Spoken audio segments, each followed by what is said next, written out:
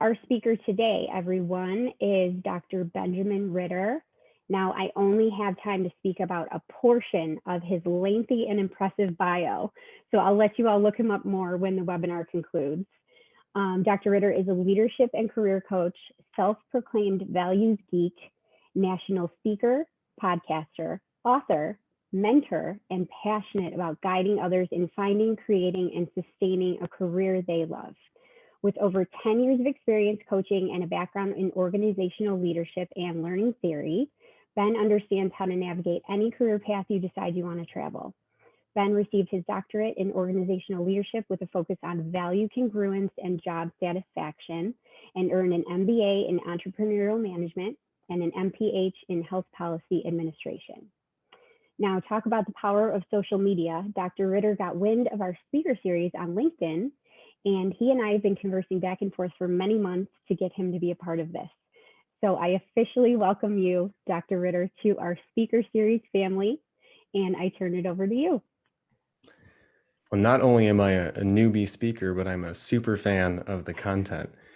I'm happy to be here. And I think it's a great example too of leading yourself, where I saw something and I thought that'd be great to speak on. And I reached out, and a lot of times people see something, they think they might want it, and then nothing ever happens. And so today we're really going to be talking about how you can lead yourself more towards your goals and how you can stay more motivated throughout the process. I already mentioned that please change your chat to all panelists and attendees, because I'd love for all of you to engage with each other. But we're going to be asking some questions throughout the workshop today that you might want to be anonymous. And also, I don't want to keep looking at the chat screen over here. I want to look at my screen.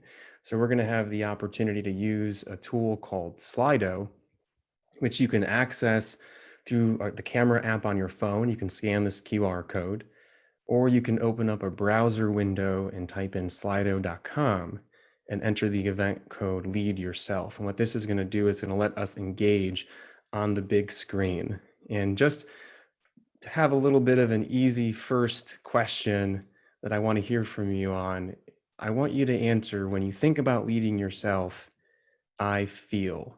And so if you scan this QR code or go to slido.com and enter the event code lead yourself, this question will pop up on your phone or in your browser, and you'll have the chance to vote on all these different terms. And so I see someone just voted right now. So when I think about leading myself, I feel what? Hopeful? Do you feel excited? Do you feel confident? Do you feel nervous? Or do you feel uncomfortable? Does it bother you? And how you perceive this term is going to be really important to how you see new opportunities and if you can sustain motivation. Wonderful. I see a lot of excitement. I see some hopefulness. I see some confidence, and I'm so, don't be shy. It's okay that you feel nervous. It's okay that you feel uncomfortable. A lot of times when we do something new, when we want to accomplish something we haven't yet, it makes us uncomfortable. That's scary, putting ourselves out there in a way that we haven't done before. Okay, so this was a great first try. I appreciate you voting. And now I want us to actually put a little bit of a deeper thought into this next question. Okay, I see some more votes coming in. I love it. Thank you for voting. Okay. So what would you accomplish right now if nothing stood in your way? So you came to this event with an idea that you were going to learn something, that you were going to maybe accomplish something. This title brought something up in you. And I want you to share, what was that gut response? What was that gut response of, man, if I could just do this, things would be great. If I could just accomplish this, I'd be really happy. But usually we put the word but after that. But I can't because I don't have the time. But that's going to cost too much. But my leader would never go for that. But I can't do that. I'm not good enough.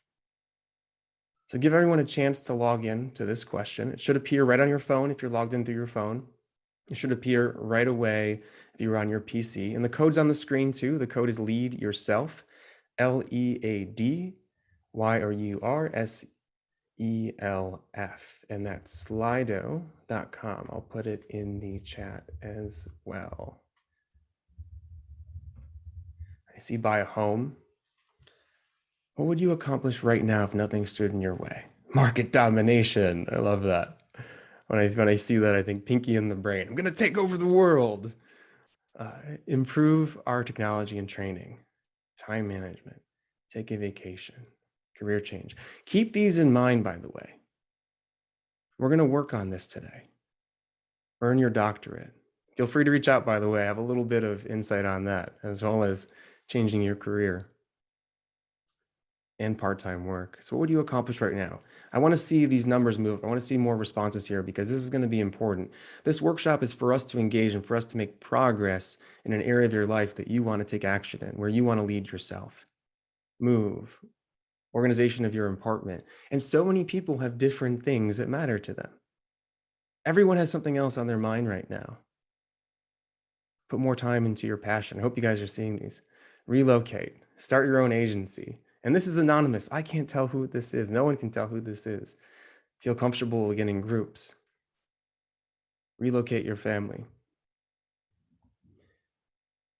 And so if you haven't had a chance to enter something in, or you're listening and you don't have access to this, I want you just to think about this internally and pick one thing, hold it in your mind. Stop rising freight costs from China and raw costs globally. Now that's an initiative. Helping others affected by war and famine. These are wonderful. Okay, if you haven't been able to enter, get something. Pick something at the top of mind right now that if nothing stood in your way, you would accomplish. If you had a magical wand, this is going to be important because we're going to work on this right now. So thank you all for engaging. Today, we're going to start talking about leading. And so I work with leaders. I work with senior leaders that don't really feel like they are leaders. They have the title, right? They're executives, they're CEOs, they're directors, but they don't actually feel like they deserve it. And they also feel stuck. They've earned a level of professional success in their life, but they don't feel successful. And so there's something standing in their way, but they don't know how to move forward. They don't know what they want to accomplish, or they know what they want to accomplish and they can't take action towards it. And my background as a coach is actually in personal development. And I see a direct correlation between how people lead to how we lead ourselves. So I want us to actually think about leadership initially. We're going to talk about leadership and what motivates us and what demotivates us as leaders and from leadership. And then we're going to dive into leading yourself. And I'm going to share with you 3 steps that you can take at any point in your life for everything that you just mentioned to make progress, to stay motivated. And this is a framework you can use throughout your life. And there's going to be some time at the end for a Q&A. Feel free to throw your questions in the question and answer area at the bottom of your screen. We'll get to them either during the workshop or at the end of it. So let's wrap our minds around leading and leadership. This is the first part of leading yourself. And I want you to start thinking about, when has a leader helped you achieve something? Who is this person? And for example, I had a client recently who was feeling stuck in his career and wanted to get promoted. He wanted to move forwards. And we worked together to develop a communication strategy, among a variety of other things. But he went to his leader and approached them like a guide, like a mentor. And that leader responded amazingly well. They recognized their strengths. They plotted a vision for the future. They reprioritized their time together and set block schedules so they can meet regularly to check on their progress, set direct objectives for them to meet. And that was an incredible response. What that did is lift this person up, lifted my client up, and helped them feel more confident to make progress moving forwards. So I want you to reflect on a leader in your life that has helped you achieve something. What traits were going on in that moment? What made that leader effective? And so I want you to share with me, what type of leadership motivates you? And there's no right answer. I've had clients that like micromanagement. I've had clients that enjoy autonomy. I know clients that actually don't like feedback, that their work speaks for themselves. They instead like to get brought into new projects. So let's come up with some terms on what type of leadership motivates you. We're going to make a word cloud. This is going to be fun. And if we get enough terms here, I'm going to share these pictures with you afterwards. We'll see if we can send them out to everybody. You can hand them to your leader and say, this is what you should be like. This is what motivates me. We have empathy, positivity, autonomy, constructive criticism, leading by example, a positive attitude, being compassionate and candor. I'll tell you, there have been specific leaders in my life that have made a huge difference, and it's because they listened to me. They approached me with curiosity. They didn't take what I said for face value. They paused for a second before giving advice, and they asked me another question because they knew that I had an answer. I had more to say than what I was currently saying. Let's see what else we have here. Caring, ethical, they accept responsibility. Yes, they're interested in you. This is wonderful. Let's wait for a couple more. Direct coaching. This is wonderful. This is great. Great stuff. Good communicator. And this is all how you define it. You may define empathy as different than someone else defines empathy. And I see them popping up in the chat too. If you're having a hard time accessing Slido or it's not working on your phone, feel free to throw it in the chat. This just helps us collate it and make a pretty picture basically of what motivates you from a leader. Okay, so I think you might know where we're going next. If this is what motivates us, what about what doesn't motivate us? And so I want you to reflect on when a leader demotivated you. This is incredible, by the way. You could have a perfect leader, and then they say one thing during a performance review or during feedback, during a meeting, and it destroys your trust in them. All of a sudden now, your perception of them, the story you're telling yourself of them changes drastically. And I personally, I've experienced this when I used to work in healthcare, as I was in healthcare for 7 years. I was in a meeting with my leader, work was perfect, everything was fine. And then I start getting compared to a previous employee in a negative way. And so negative comparison, that really demotivated me. That was not a great way to provide feedback. Other leaders that are dismissive. I had a client recently that had some really great initiatives for a project and they were dismissed. I had another client who approached the leader and that leader agreed to do something and didn't do it. So a great way to demotivate someone as a leader is to not follow through. So think about somebody that demotivated you. What are the traits of leadership that demotivate you? And we're seeing some great engagement. I really appreciate that.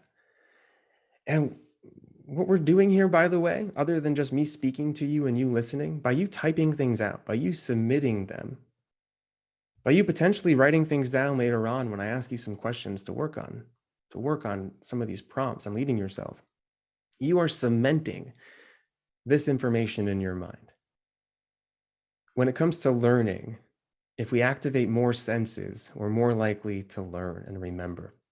So keep that in mind next time too, where you're trying to take action on something or trying to remember something. How can you write it down? How can you speak with someone about it? How can you engage with someone about it? What questions can you ask in terms of getting deeper within the topic to ensure that you're remembering this? Look at these come in. Dismissiveness, negativity, threatening, unethical, unpredictable. Yeah. Condescending, lying, passing the buck, critical with no feedback, unbiased. So it looks like, they're knocking your confidence. They're not giving you a clear vision or picture. They're not prioritizing certain things. They don't seem to support you. So we know what we like from a leader. We know what works for us, what motivates us. And we seem to also know what demotivates us. I see a couple more coming in. Gonna wait for a few more. We're gonna take these pictures and share them with you later. And then if you're a leader, you can look at this and say, am I motivating right now or am I demotivating right now? What is happening? And it's a great way to trigger a level of awareness in you. Okay, thank you for sharing. We're gonna move on. So this is a little bit of a hypothetical question because I think I know the answer. You probably all know the answer. Which leader would you rather have around all day? The motivating leader or the demotivating leader? And maybe you have one of these around all day. Maybe you have a mixture of both, depending on mood, because a lot of actions sometimes depend on your level of emotional resilience at a time. And if you're less patient, you're more likely to be demotivating. Okay, so which leader would you rather have? And I imagine you want to have the good leader. Just someone around you all day who's positive, who sets priorities, makes you feel good about yourself, who helps you understand why you do what you do, helps you understand the steps to get there. And here's a little secret. You might already know this, but you have this leader around. You have a leader around all day, every single day. And this is a direct correlation between leadership and how we like to be led and how we need to lead ourselves. And another little secret, you know who's actually leading yourself each and every single day? It's not this leader that you have around you, the one that seems to motivate you to take action. It's actually you. And this is where self-leadership comes in. Every decision you make, everything you decide, every emotion you feel ultimately has to be processed through your leader. And is that leader a critic or is that leader your champion? And it can ebb and flow. But today I want to really focus on how we can make this leader your champion. And if you're not sure what type of leader is leading you, you can ask yourself, do you spend time getting clear on your vision, strategy, and goals? And when you have an issue, do you take a step back and say, where am I going? Why am I going there? How am I going to get there? And at the same time, are you celebrating your success? And do you recognize your strengths? Or does your leader go, you're not good enough? And at the same time, when you are faced with the problem, do you know where to invest your time, how to prioritize it properly? Or do you say yes to friends that aren't related to what you want to do, or events that you don't really want to go to, that aren't really serving you? And so ask yourself this, really face this, like be really upfront with yourself. Who is leading you the majority of the time? And so moving forwards in this workshop, if you learn one thing, I want you just to learn this. The only person that ultimately leads yourself is yourself. You are in charge of you, and that you are accountable, and that you have permission to be your own leader. This is upon you. No one else's responsibility. No one else is going to walk you towards what you want to accomplish in life. And not that many people care. There may be a support system, but you have to care about yourself. So can you lead yourself? And can you make the choice to fire that negative leader that demotivates you and hire a dream leader? And this, honestly, this may take some time. There might be an onboarding process where you have to learn things step by step. Maybe you have to get some guidance and a coach for someone to guide you. Maybe you have to learn materials and read and how to really be your best leader. Because if this isn't something you've been doing, if this is a new job, that's going to be tough. And you may end up going back to the negative leader because it's how you know how to work, how you know how to live. But it's not serving you. So make a decision right now. Let's all hire our dream leader and let's make a commitment moving forwards to lead ourselves in a way that motivates us. And this may seem tough, but I promise you, you're an expert at it. And how can I say that? Well, you made it here today. You eat every day, I imagine. You are able to show up on time to meetings, you're able to get dressed from the waist up now, Zoom. But so you've been leading yourself all the time. But when things are uncomfortable, when they're not things that we've done before, it can seem tough. And that's where our process comes in. That's where this framework that I'm going to share with you comes in. And if you think about this, it's kind of like riding a bike. None of us were experts at it when we first started. And so we had to put a helmet on, we put some knee pads on, we made sure we were safe. Maybe we had someone holding the bike for us. We had a support system. We learned what the brakes did. Maybe we put some training wheels on initially. And we set our sights on a target and we took it one step at a time. And we fell a couple of times, I'm sure. I don't remember. I imagine I did. I'm not a pro bicyclist at the moment, so I imagine that I did. But it takes time to learn. And so what we're going to what we're going to go through moving forwards may seem like a lot, but you already do it in other parts of your life. It's just recognizing that you're doing it and applying it to other areas.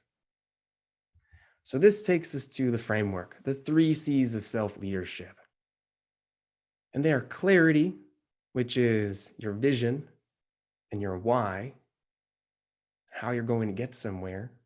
By the way, pay attention to these pictures, because if you associate words with pictures, you're more likely to remember them. Confidence, so the belief in yourself and the belief in your skills in a specific situation at any time. So I know when I show up somewhere, I'm going to do a good job. And control, which is, are you prioritizing towards the things you care about, towards the things you know that you care about and what you know you need to do? And I want you to watch, there's going to be some pink stars throughout the next couple slides until the end of the workshop. And those pink stars are representing questions that you can work through either right now or at an event next week that we're going to host for a working session that you can actually sit down and answer to help solidify this information, but also make real progress towards the goals that you set for yourself. So watch out for those pink stars. I'll call them out as well. And so this is where you want to take that thing that you said in the beginning that you want to accomplish if nothing stood in your way, and use that as the thing you want to work towards for this framework. It's helpful to have something to work on as we go through these prompts and as I go through these 3 areas. So clarity, as I mentioned, is your why. And it's the process of making something happen. And if you're not sure if you have clarity or not about something, ask yourself if you feel stuck. Ask yourself if you know what decisions you need to make progress. Ask yourself if you doubt the decisions you need to make. This is a symbol that you're missing clarity. And this is foundational, by the way. If you don't have clarity, the other C's are really tough. You may end up investing in the wrong things. And we'll get into that in a little bit. But if you're full of clarity, by the way, then you know where you're headed. You just might not be able to take steps to get there. I actually like to think of clarity. One of the easiest ways to define it through an example is you walk into a room networking and people ask you, what do you do? What are you working on? What's your 5-year vision? And instead of knowing it, you're worried about what they're thinking about you. And so if you dread this question, we need to work on clarity. And this is probably actually the number one issue that I work with on clients. So as I mentioned, it's your why. So very briefly, ask yourself why you care about this thing that you want to accomplish. And one of the reasons why people don't get motivated, because by the way, why is the meaning behind what you care about, what you're working on, which tends to lead to motivation. But the reason why a lot of people get held up here is because their why is very future-based. Now, the vision is important. Knowing what you want to create, what type of life you want, is really important. But you also need to know what you gain right now. Like, for example, for something as simple as learning a language, a lot of times people use this idea of, I'm going to travel the world and have these wonderful conversations with people that live in their local neighborhoods. And that's great. And that can be motivating. But if you're not making progress, you have to say, okay, what's my why today? Is it that are you going to class? Do you get to engage with really neat people? Do you do it with a partner? So it's a way for you to connect. Is there some pleasure from how you're learning? Are you using an app or are you listening to a podcast while you run? So you use your workout time for learning. So you have to figure out a short-term why, the value you get immediately, and the long-term why. And that should actually create greater levels of motivation. Now, once we have this motivation, sometimes we won't take action because we're overwhelmed to the things we think we need to do. I want to write a book. Oh, so how am I going to get a publisher? And then how am I going to sell it on Amazon? And then how am I going to design it and get the cover art and extra? And like really the only thing you need to do is find the one thing that matters to move the needle forwards. And with writing a book, maybe it's just making the outline. And maybe the next day it's writing 3 sentences. And so don't get held up on the process because there's usually one thing you need to do to make something happen. And you may need to do some research here, and that could actually be one of your to-dos. Do some research. And so here it's important, what's your annual goal? The one thing you need to accomplish to make something happen. How do you break that down into 12 goals? So if you have something right now you're working on, what are 12 things you need to work on? And then you can break those down to one thing you need to do each day. And you wake up in the morning and you eat that frog, which means you do the one thing you don't really want to do, which might be this. And I promise you, if you do that one thing, you'll make incredible progress. And if you remember why it matters to you, you'll be motivated each and every single morning. Okay, let's engage for a moment. I've been talking too long. What's one thing you can do today to make progress towards your goal? One thing you can do today. I want to actually start attending some more spiritual classes, meditation, sound healing, and there's a nearby store that I can do that in. And so the one thing I can do today is I'm going to go book an appointment. I'm going to go online and I'm going to go buy a ticket. Maybe simple, but I'm making that commitment. It's one thing you can do today. Maybe it's something you need to research. So you make a to-do list, schedule time to review goals, get organized, exercise. And maybe that one thing, what if exercise is too big? What if it's put on my gym shoes? What if it's stretch? What if it's go for a walk? What if it's sign up for a class? What if it's to go take a tour of a gym? I love these. Get things off my list, save some money. And maybe save money is I'm not going to buy Starbucks for a day. There's some debate there. Some people say buying Starbucks makes you happy, so then you don't buy something else. But when you have these big goals, can we break them down? Make them a little bit easier. Connect with Dr. Ritter. I love that. We're going to research some doctorate info. I'll give you the scoop. Okay, so get your one thing, write it down, and do it today. Pray about it. I love that. Just do it and not delay. And if you're having a hard time just doing it, we're going to talk about confidence next. Sometimes that can get in the way. And if you're still having a hard time, go back to clarity and create some greater levels of motivation. Okay, and remember, don't overload yourself with what this one thing is. It can be really small. And when you write these terms like organization, what does organization mean to you? Maybe it's clean one part of my desk. Maybe it's take the trash out. I mean, it can be something small. Those things build momentum. They build upon themselves. Okay, wonderful. Thank you all for sharing. So here's one of those prompts that I mentioned. And this is a question that helps us dive deeper into this process, especially in this area of clarity. So what is the why at the core of what you want to accomplish, short and long term? And I mentioned this, and this is a prompt that we're going to use next week if people are interested in doing a working session. So instead of a webinar, we're all going to be around in a room with faces or names at least. We're going to be able to talk. And we're going to go to breakouts, and we're going to discuss these things. We're going to actually create some real actionable steps to make progress towards our goals and to learn how to lead ourselves. And I'm going to be there. I'm going to helping you answer these questions for yourself and facilitating discussion. So this is one example. There'll be a few more today. Okay, the next C is confidence. And this is ultimately just a belief you are capable. And I like to actually say that confidence is permission to live your life. That's big, the permission to live your life. So often we have clarity, but we don't have confidence, and so we're not taking action. And what's kind of beautiful though about clarity, when we have clarity, it tends to leak into confidence, and we become more confident with what we care about because we realize we care about it. See how these tie in? And so if you're wondering if you have confidence or not, ask yourself, do you feel judged? Do you seek recognition or seek validation? Do you avoid taking action? If you have confidence, then you're more likely to act. You're more likely not to care about being judged. You're more likely to send a message on LinkedIn. I can't tell you how many clients I work with. We get clarity, and then we get to this point of building an environment that serves them because we want to build a community that aligns with your goals. It helps you, it supports you, and they don't want to put themselves out there. And so we have to work on confidence, two things, self-esteem and self-efficacy, and we'll get into them, so that they even feel comfortable sending a message to people. And you have permission to do that, by the way. If you're wondering, can I reach out to this random person I don't know? Yes, you can. You're not bothering them. If they don't want to talk to you, they won't respond. And there are people out there that just don't respond also to outreach. So it's not personal. Don't worry about it. Okay, so I mentioned that confidence is two things.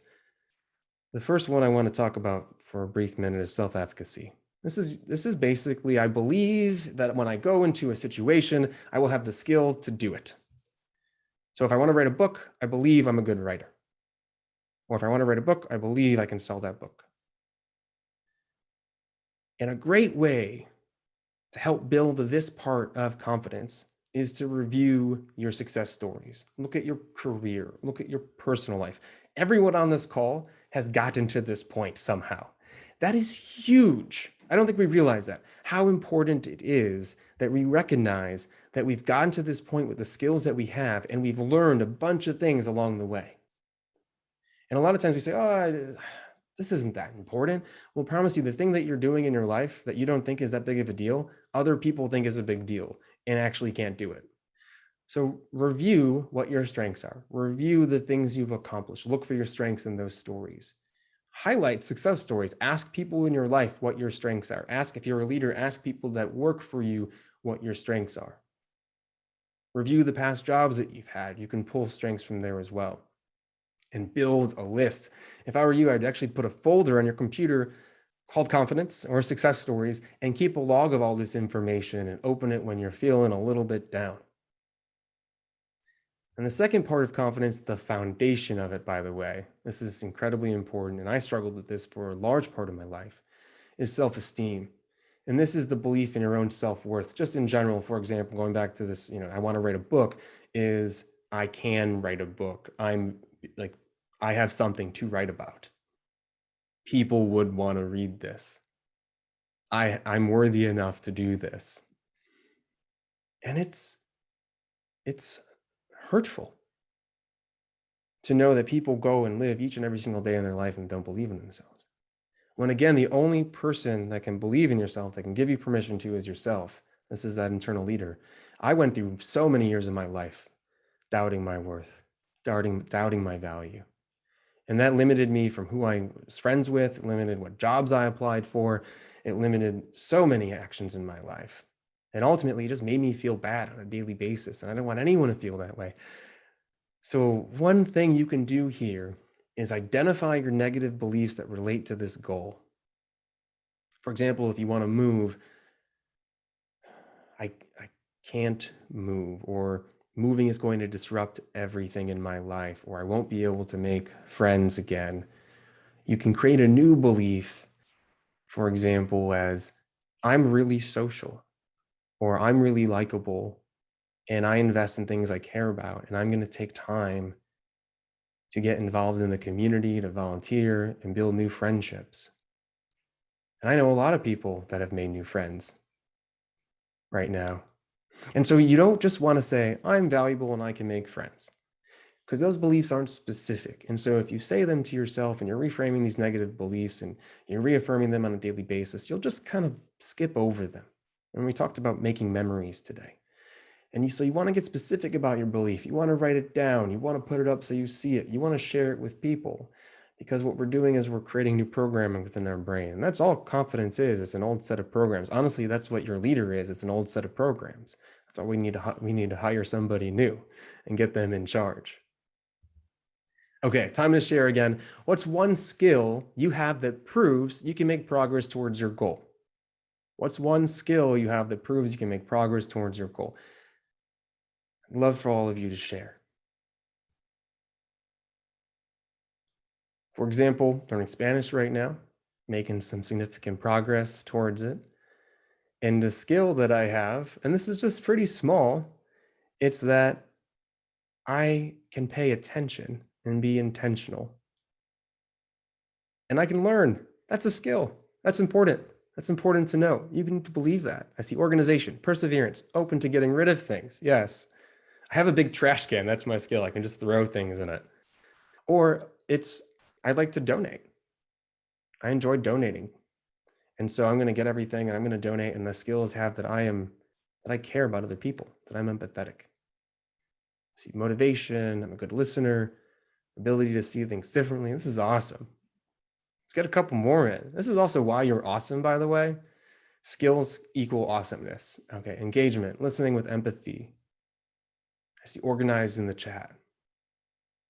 Learn to let go.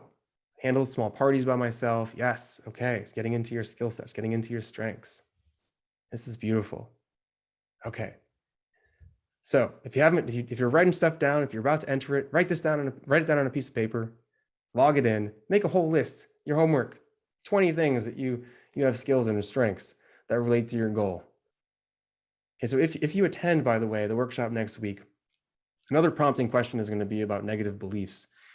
And every negative belief we have serves us. It keeps us safe. Every single belief we have, take this in for a moment.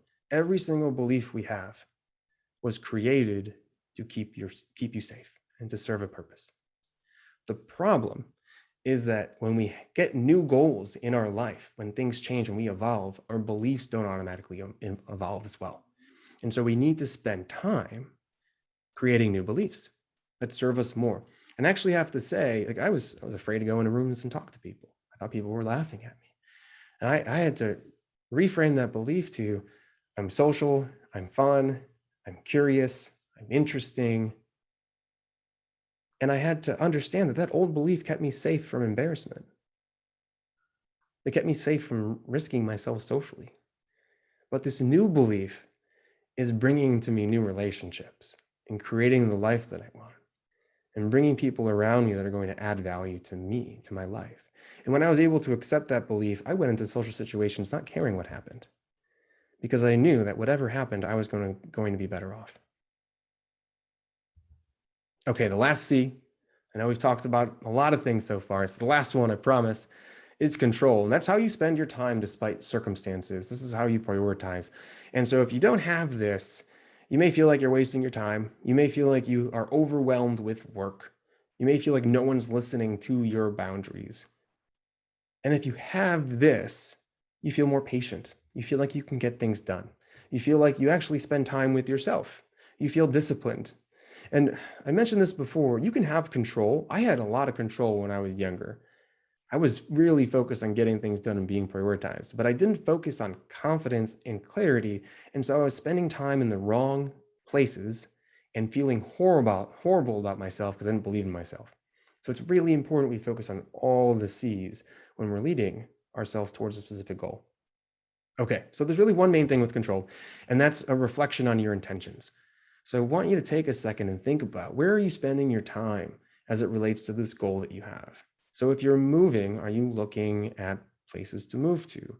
Are you looking and examining your finances? Are you speaking to realtors or people that have moved to a specific area?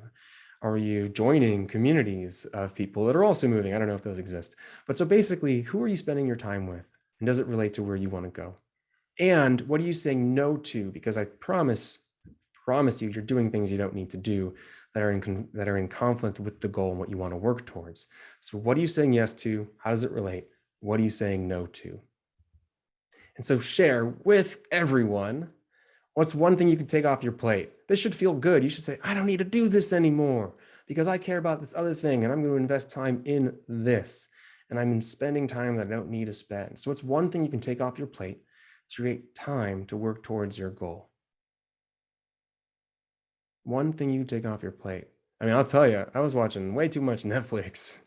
I love those shows, but I don't even watch TV. So what the solution was unplug the Amazon Fire Stick. I want to read. I want to work out. I want to go study languages. I want to go to classes and grow myself. I see email. Yes, email block. Check email in the morning. Check email in the afternoon. And forget it. Don't check it at night. TV after dinner. These are great. One thing you can take off your plate. And it's amazing how much time you can find. Like, for example, deleted Instagram. Wow, I didn't even spend that much time on it. But the fact that you pull out your phone and open an app up and read it. I know some people also that are stuck in the news cycle. They fall down that void. And so can you segment it off to save more time to take more action towards what you care about? One thing, doesn't have to be a big thing. One thing, it could even be a part of one thing. Social media, a bunch of stuff on social media. What's one thing you can take off that you're currently doing to bring you more time? Okay, So one of the pink questions that we might focus on next week is, who are 3 people you can start spending time with to curate an environment that supports your goal? When you're trying to work towards something, your support system around you is critical. The environment that you spend time in is critical. And there are usually 2 to 3 people in your life that don't help you, that you can actually cut out, and 2 to 3 people in your life that, if you add, will significantly help you make progress towards whatever it is that you care about, help you align your goals within your life. Remember, relationships are critical. Okay, so that was it. You did it. The keys to leading yourself, the 3 C's of self-leadership. Now, I'd love for you to take a second, take a deep breath, because that was a lot. We're gonna do a quick quiz though, because I want to see if you remember what the C's of self-leadership are. And this is also a great way to remember these when you feel stuck. Okay, quiz time. Got the slide already? Here we go. So join the quiz. Let's see if you know what the 3 C's of self-leadership are. Let's see. Okay, I see people entering.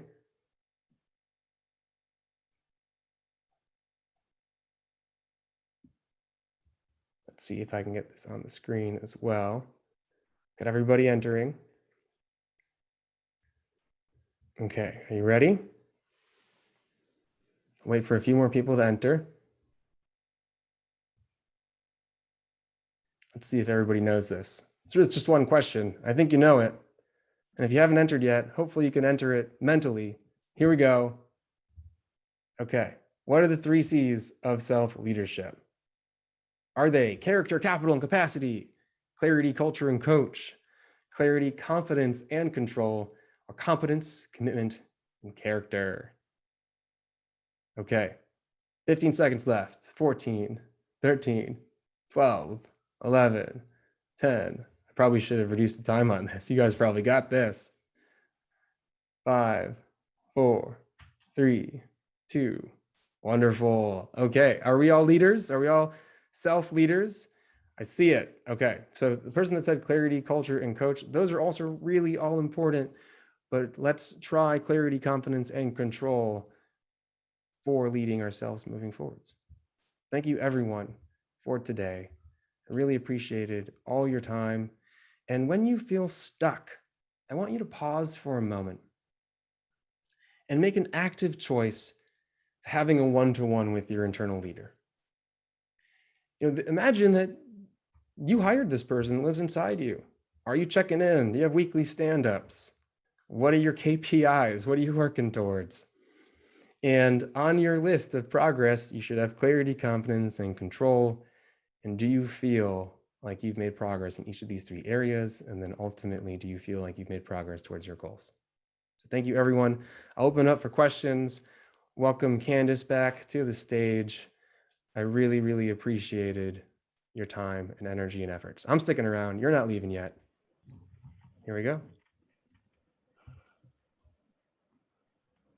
Hello there. Wonderful presentation, Dr. Ritter. Thank you so much. Thank you. Hope everyone enjoyed. I love the interactive polls with the Slido. That is really neat. There's a lot to be said about being engaged in a workshop. I don't know. I've attended a ton where I've missed 3/4 of it because I didn't have to be engaged. And today, this time is for you. It was a gift. And a lot of times we don't give ourselves that time. And so I hope all of you gave yourself that gift today.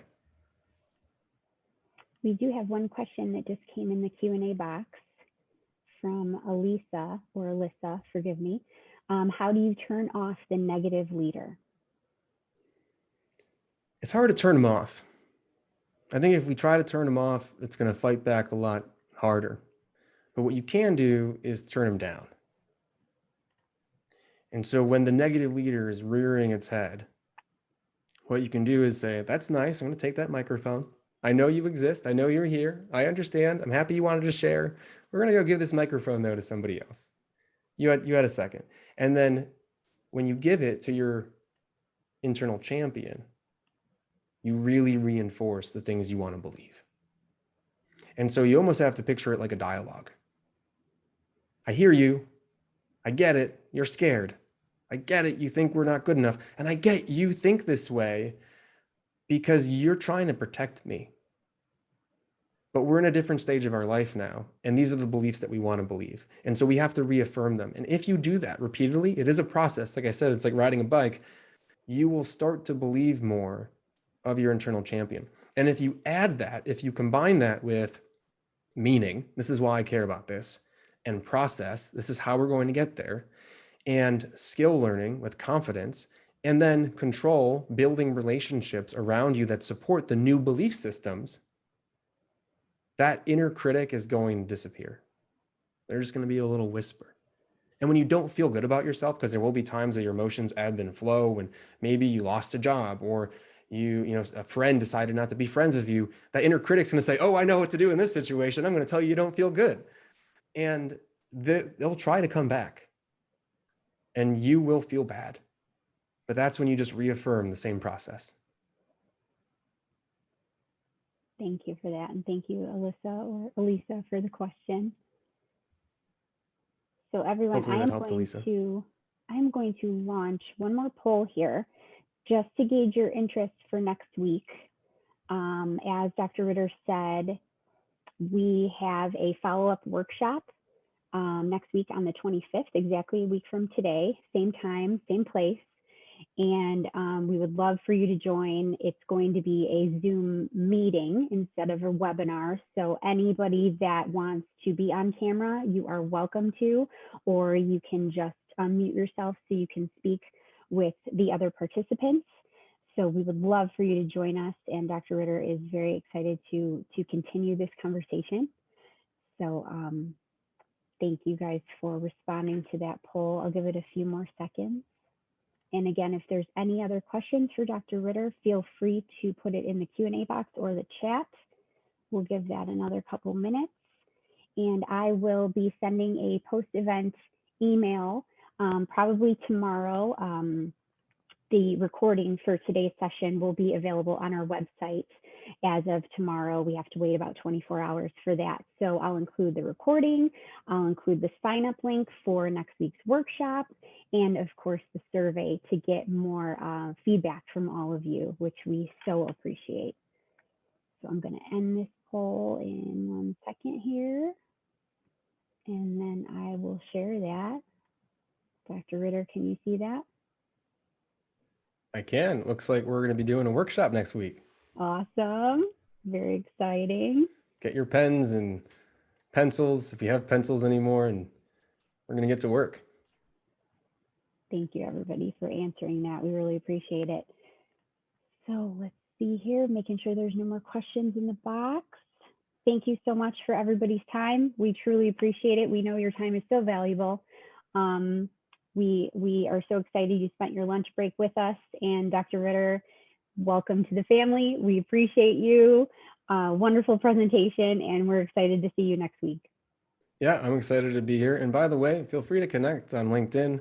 Dr. Benjamin Ritter, send me a message that you saw this workshop. Would love to hear your one takeaway, and happy to keep the conversation going. So hopefully see some faces next week as well.